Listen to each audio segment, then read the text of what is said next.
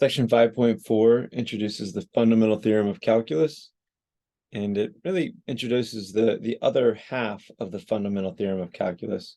In the previous section 5.3, we saw that the integral, let me write this out, of a function, perhaps f prime of x, to use a different notation, from a to b, was actually equal to the function f of b minus f of a. Now this is presuming that function f prime and f of x are related through the derivative. So in other words, the derivative of f of x is f prime of x. And that's a less general way to write it, but that's sort of basically the notion or the essence of the evaluation theorem, or the second half, or really it's the first half that we saw of the fundamental theorem of calculus. So in other words, the integral undoes the derivative to give us the original function in some sense. Of course, we do f of b minus f of a in our evaluation. So the integral of the derivative is the function. Now, what we have in 5.4, and what we'll see with the fundamental theorem of calculus here, is we'll see quite the opposite. We'll see that the derivative of the integral is the function. So we'll get to that in just a moment. First, let's talk about the area function g of x that we see here in front of us. So think of t here as sort of just an integration variable, right? It's going to go away because we know that this will be the antiderivative of f of x minus f of a, right? Once we evaluate this thanks to our evaluation theorem. But this is an important function to be able to write down, and we're going to typically call it g of x or some function of x, because what we ultimately want to do is take the derivative of this whole body here, this whole expression. So what is this g of x function doing? Well, it's clearly taking its argument x and saying, well, find the area from a given value a, it's always the same in this situation, up to that value x that we input. Find the area between f of t and the x-axis, or the t-axis rather, between a and x. So this is thought of as an area function for y equals f of x, or in this case, y equals f of t. So we can see that here in the diagram. Here's our t-axis, y equals f of t. This is our curve, y equals f of t. And maybe this is our fixed value a. And then for different values of x, we get different areas underneath this curve. And that's what g of x is. G of x represents the area underneath that curve as a function of our right endpoint, or that x variable. So let's put this thing into practice real quick. So for the functions f, well, really, and g defined below, right? F and g here. Calculate g of 0, g of 1, g of 2, and g of 4. Okay, so g of x, you'll notice, is expressed in terms of f. It's the integral from 0 to x of f of t dt. It's the area function for the function f of t from 0 up to x. So g of 0 then is equal to the integral of from 0 to 0 of f of t. Well, this interval, the length of it is just 0, right? So there really isn't any work to do here. I mean, if we wrote it down, we would find that, okay, this is 2x or 2t that we place into here. We'd go from 0 to 0 of 2t dt. The antiderivative of that is t squared. Then you'd go from 0 to 0, 0 squared minus 0 squared, and you'd get 0. So if you don't believe that, I encourage you to write down the details as I just spoke them and confirm that. But you should always realize that if your limits of integration match, or if the interval that you're integrating over has a 0 length, then it's going to have 0 area. There's no way for it to have any area between the curve and the t-axis or the x-axis in that situation. So g of 1 says, okay, go from 0 to 1 and find the integral of this function, or the area between this function and the t-axis. So from 0 to 1, my function has f of t has this rule. So it's 2t if I'm talking about f of t instead of f of x. And that's what I'll do. I'll go from 0 to 1. So this is g of 1. It's 0 to 1, f of t dt. We just pointed out that f's rule from 0 to 1 is 2t. And now we're ready to integrate. We'll find the antiderivative of this term. 2t's antiderivative is t squared. 0 to 1 is our limits of integration. And we have 1 squared minus 0 squared. It's this line, and we get the value 1 out of this. So the area underneath the curve f of x from 0 to 1 is 1. Okay, and a couple more rounds of practice with this function, or just one more, and then the last is an exercise.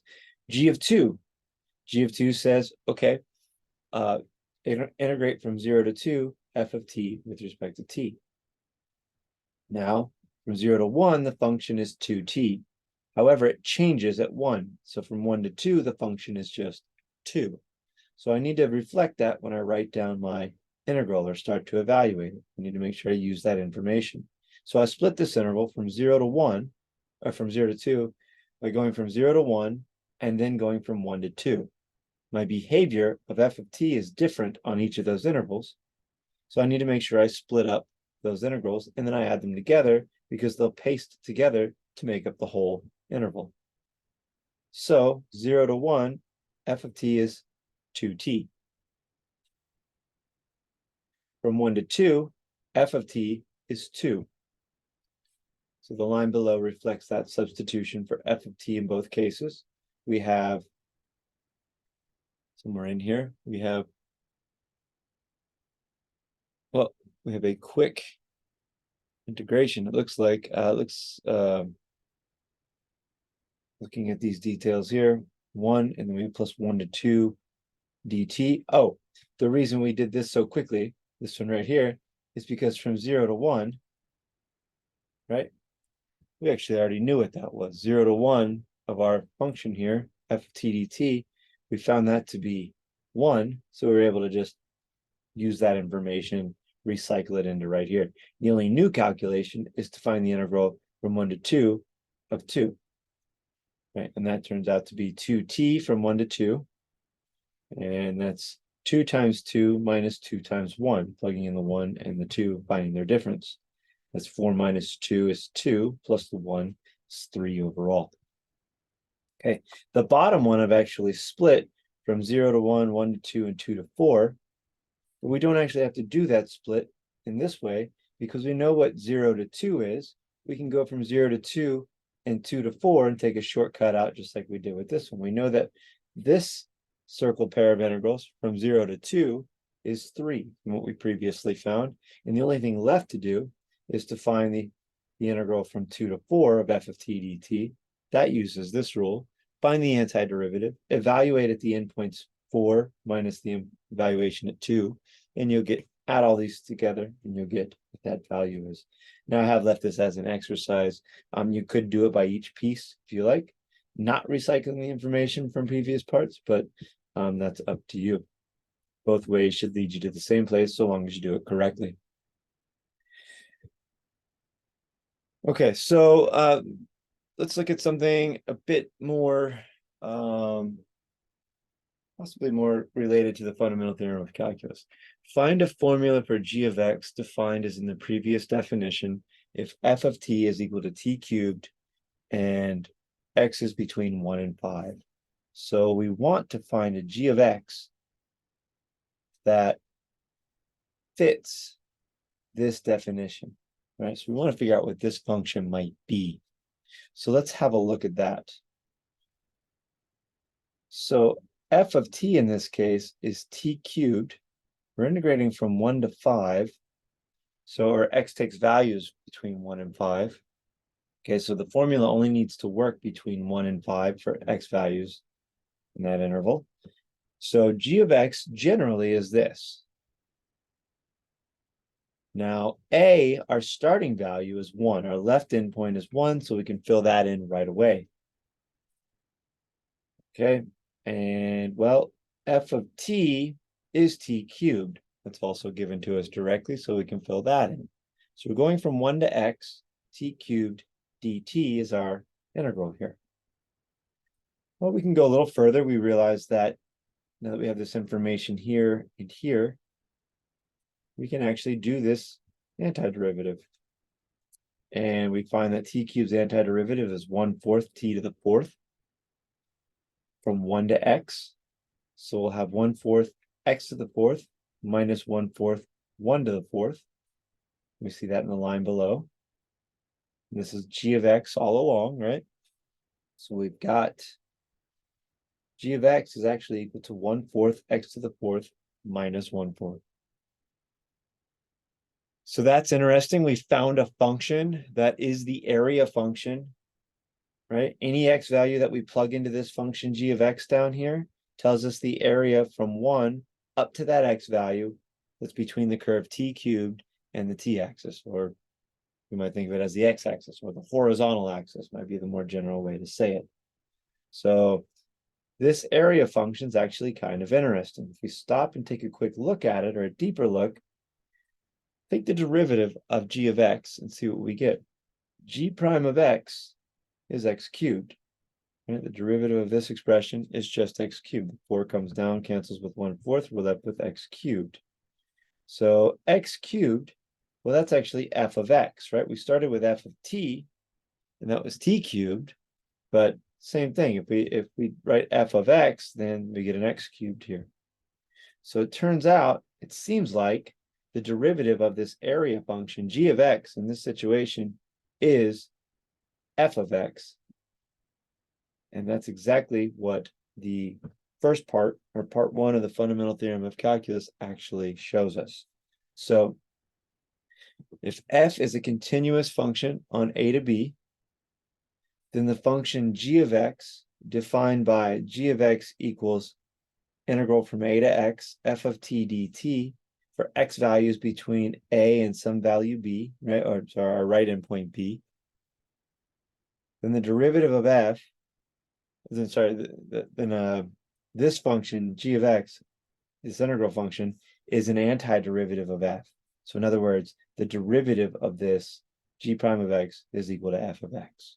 Just as we saw up here, we found g of x, we took its derivative, and we realized that it was actually equal to f of x, the function that was inside the integral to begin with. And all that's really happened superficially from here to here is that we've just changed the variable from t to x. That's essentially what we'll do sort of mechanically, but it's not the whole meaning behind all of this. So find the derivative of g of x equals the integral from 0 to x cosine of square root 1 minus t squared dt. Okay, so this thing would be a very tough function to integrate, especially at this point in calculus. We don't have enough tools to handle complicated integrals. We don't have enough tools to handle even very mildly complicated integrals. We can only handle direct antiderivatives at our current point in the course. Nonetheless, we're asked for the derivative of g of x, and it turns out this g of x being equal to the integral from 0 to x, the fundamental theorem of calculus just immediately says, okay, well, let's recognize what f of t is. That's cosine of root 1 minus t squared. It's the function that we're integrating. So as a function of x, well, f of x is cosine of square root of 1 minus x squared. Now, that's just literally just a swapping of the variables, right? Swap t out for an x, and we get x's everywhere there were t's. So the fundamental theorem of calculus says that this is g of x, g prime of x is equal to this function of x. So this is cosine of square root of 1 minus x squared, or f of x. And there we have it. So overall, what we might say, summarizing all this of course is the answer they were looking for. It's the derivative of g prime of x. But what they were looking for overall might look like this. What we're seeing is that if we take the derivative of this integral with respect to x, we get the function, we get the integrand as a function of x. And that's that. So the derivative of the integral is the integrand, or the derivative of the integral is the function. And thus we see that integration and differentiation are inverse processes of each other. Okay, so the next example here. Take the derivative with respect to x of this integral, 0 to x squared cosine t dt. So don't get too carried away yet. This is fine. This will be fairly easy to do.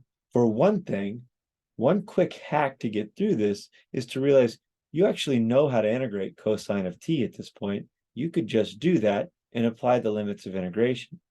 In fact, you might be able to check that this is apply the limits of integration and then take the derivative, and you should be able to check that this comes out to exactly what we expect it to, or exactly what we're going to calculate when we do it with the fundamental theorem of calculus.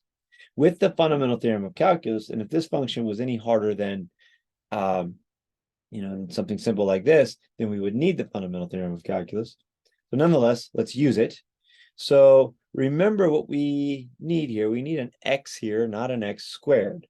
If we have an x squared here, we just have to be careful. So let's write this first. We're going to call g of x the integral from 0 to x cosine t dt. So if this was just an x, well, it's pretty easy to do. The fundamental theorem of calculus says g prime of x is cosine of x. No problem. Now, if we're going to talk about g prime of x squared and this function g of x squared, right? G prime of x squared and g of x squared are just had by substitutions. G of x squared looks like this. We put an x squared up here instead of an x. And then g prime of x squared, well, here's this. It's cosine of x for g prime of x. So this is cosine of x squared for g prime of x squared.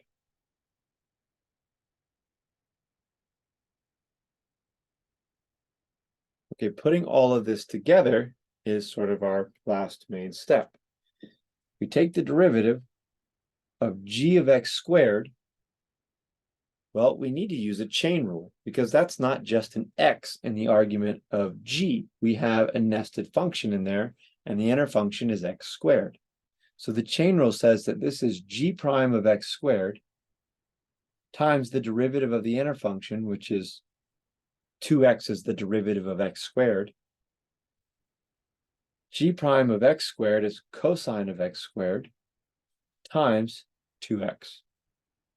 So maybe the way that you would approach this problem, rather than write the pieces down first, maybe you would at least say this. You would say, okay, I need to find the derivative of g of x squared because I have an x squared up here, right?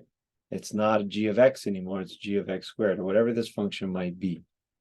And then you'd realize, okay, well, the chain rule tells me to do this. Right? I apply the chain rule, and then I might land here and say, well, I need to know what g prime of x is, or g prime of x squared is. Well, that's just had by a substitution. Could use the fundamental theorem of calculus to sort that out. And then substitute x squared into g prime's argument. And I'd come up with my same value. Now, again, like I said, there is a shortcut, or maybe not a shortcut, but a long way. Maybe the long way to do this is to actually integrate this function, because we actually do know how to integrate cosine of t dt.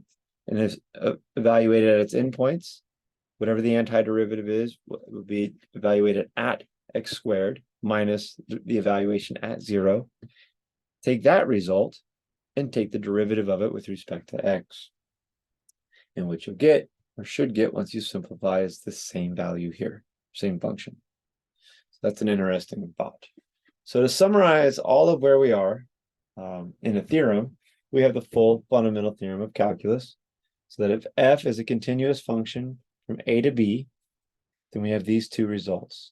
If g of x is equal to the area function of f from a to x for any x value in the interval a to b, then g prime of x is equal to f of x. In other words, the derivative of the integral is equal to the integrand. On the other hand, from a to b, f of x dx, this integral, is equal to the antiderivative f of b minus f of a for the function f. This one says the integral of the derivative is the function. And that's it. That's what that's our fundamental theorem of calculus. That's the linchpin of all of calculus. It connects the differential calculus to the integral calculus. And really it sets us off into the more difficult aspects of calculus, which is integration. Evaluating these integrals is not as simple as you might want to believe or might think. Your inclination will be to use old tools from derivatives or differentiation calculations, but they just don't really work here. Nonetheless, we've got more to do before we get to that. So another example is this. For g of x equals the integral from x to x cubed of sine of t dt, find g prime of x. This is interesting. X to x cubed of sine of t dt, find g prime of x. This is different, right? We have an x here. This is an x cubed. This could be a little bit, this does not match this situation, right? We need to go from a, some constant and some interval, to x, right? Not x to x cubed. So how do we fix this? One thing to note is this. F of t in this case is a function that's continuous on all real numbers. So we would have to constrain our x values to be in certain intervals if this thing was not continuous on all real numbers. So that's the first thing to know. We don't have to make any constraints or any limitations on what our x values can be because we know sine of t is always continuous. So what we'll do is this. We'll write g of x. We'll use a property of integrals that looks like the following. I'll go from x to 2, and I have just completely arbitrarily chosen 2. I could have chosen pi, I could have chosen 0, I could have chosen -1 million for this value right here. I just chose an arbitrary value. The reason I can choose any real number is because sine is continuous everywhere, so this will always work no matter what number I choose this to be. So I do that, I integrate from x to 2, and then from 2 to x cubed. Remember, if we add these two things up, we'll have the integral from x to x cubed. Okay, next up, this is backwards from this limit of integration here. So this one's fine. It looks good. We're going to have to handle that nested x cubed portion of it. But this one, I want to flip these two, 2 and x. If I do that, remember by property of integrals from the last section, I can flip the order. I can go, instead of x to 2, I can go from 2 to x, but I have to multiply my integral by a minus sign. I've flipped the order. This would be capital F of 2 minus capital F of x. And now I've got capital F of x minus capital F of 2. Put a minus sign, I fix it so it's equal to that one. So that's the main idea there. Okay. Now, off to the side, we're saying this. Well, h of x is 2 to x sine of t dt. So we're going to start calling this function something, right? 2 to x sine of t dt. That looks great. What is h prime of x? Because ultimately I want to take the derivative of g of x here, my area function. Well, h prime of x, by the fundamental theorem of calculus, is just sine of x, right? This a doesn't matter. Remember up here with these problems, right? This a just doesn't do anything, right? We're able to just pop it right out of there. So we get sine of x here for h prime. Okay, and we have h of x is this. So I note that this integral is actually h of x cubed. My stopping point is x cubed, not an x. So I write this as h of x cubed. If I do that and write h of x cubed down, this integral will become this integral. We'll have exactly the same thing. So I've represented that well. To the left, this one's exactly h of x. Well, here we see them both written down nicely like this. Ultimately, we want to find g prime of x. So we'll just find g prime of x by differentiating both sides of this equation with respect to x. I'll write this down in terms of h's first, just the derivatives of the handles. G prime of x is negative h prime of x, plus the derivative of this function, again, requires a chain rule. h prime of x cubed is the outer derivative times the derivative of x cubed, which is 3x squared.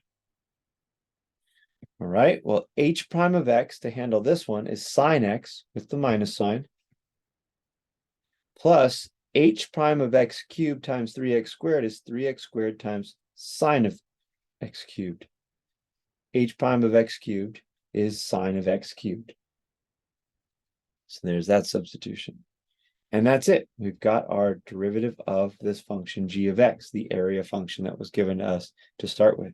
So even when this is complicated, so long as we understand the intervals on which this function is continuous, we can split it up. We can flip endpoints so that we match the formats by adding a minus sign where necessary. And then we can do the same process. So that's one of the more complicated fundamental theorem of calculus questions we might be asked. Okay, lastly, we've got a couple definitions to look at. The average value of a function, or one definition and one theorem. So the average value of a function is defined as follows. If f is a continuous function on a to b, some interval a to b, and we define the average value of f on a to b as f average. This will just be a number, not a function anymore, of 1 over b minus a, integral from a to b, f of x dx. So interestingly, remember what this comes out to through the first part of or maybe I guess it's technically the second part from our book, but this is actually capital F of b minus f of a times 1 over b minus a. And altogether, this is actually the slope of the secant line, f of b minus f of a, for the points a f of a and b f of b on the curve y equals capital F of x. Interestingly enough, that's the case. And this is going to connect it to the mean value theorem for integrals down below. Nonetheless, this is an interesting thing to have, the average value of a function along an interval a to b. So they ask us to find the average value of the function f of t equals t squared on the interval 0 to 2. It's a very straightforward application.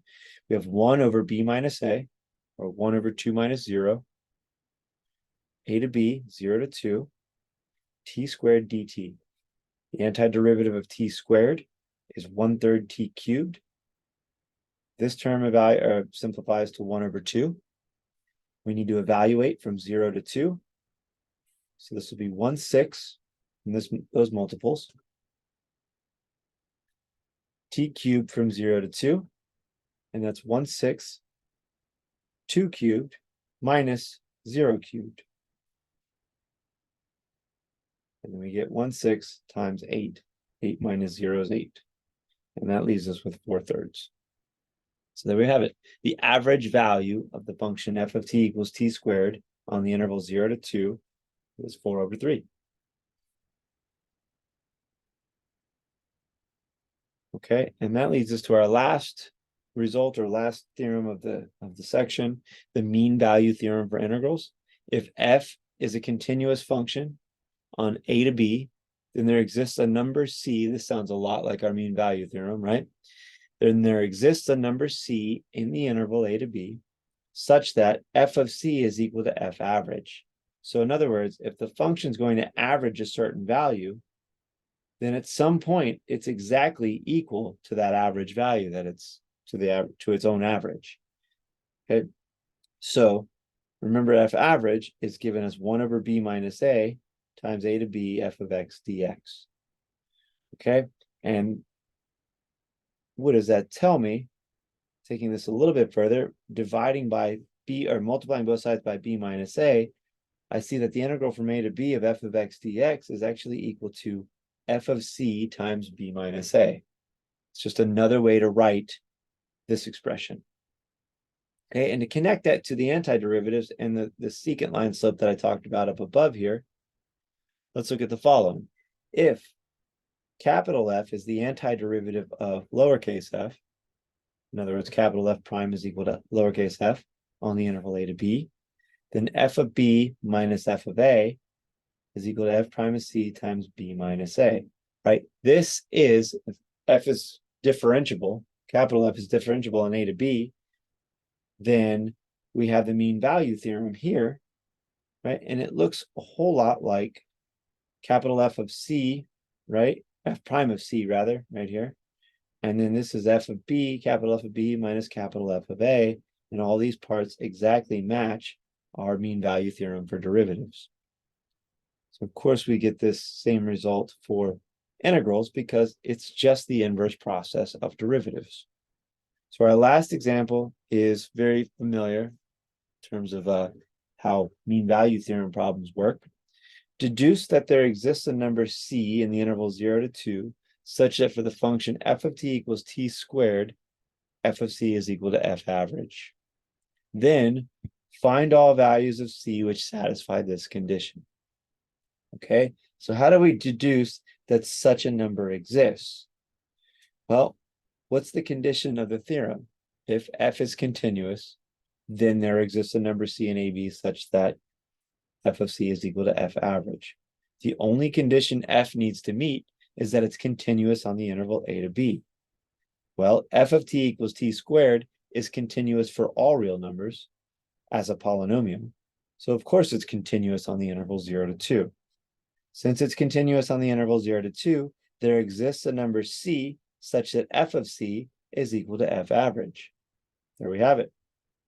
F is continuous, so such a c exists. Now, we want to find all values of c that satisfy this in the interval 0 to 2. Okay, f of c is equal to f average. And if we look closely, we realize, oh, this is the same function we just dealt with above. F average, where f of t equals t squared on 0 to 2, is 4/3. So we're going to recycle that information. We got lucky. This problem has this information already available for us. If we didn't know it, we'd have to run the same formula again for f average and calculate it for a new function and new interval and figure out what it is. But we know it's 4/3 from above. So f of c is, well, that's f of t equals t squared. So f of c is c squared. C squared is equal to 4/3, right? By this relation here. That's what the fundamental theorem of, the mean value theorem for integrals tells us or implies. So we take this plus or minus the square root of both sides of this to get c. And c is equal to plus or minus root 4/3. Right?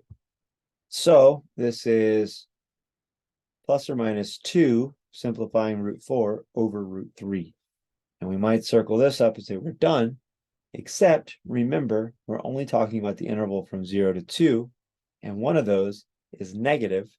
It's not in the interval 0 to 2, so the only one of these two values that's in the interval from 0 to 2 is this one. And maybe you check that with a calculator, or you could check it by confirming the inequality 0 less than or equal to 2 over root 3 is less than or equal to 2. Simplify this thing all sides until you get an expression that you're sure of. Probably the first thing to do is square all sides, or multiply by root 3 on all sides, and then square all sides, either way. See how that works out. There we go. That is it for section 5.4, the fundamental theorem of calculus. These are some tricky problems. Remember these substitution methods. This is probably about as complicated as it gets. Remember the tricks we can do. We can split up integrals, arbitrary points, as long as the function's continuous there. We can flip the integrals by changing the minus signs, flip the limits of integration, and then apply the fundamental theorem of calculus. Otherwise, we have average calculations for functions. Those are pretty easy. It's just a formula and an integral, so that's kind of nice. And then lastly, we have mean value type problems for integrals. So that'll do it for section 5.4.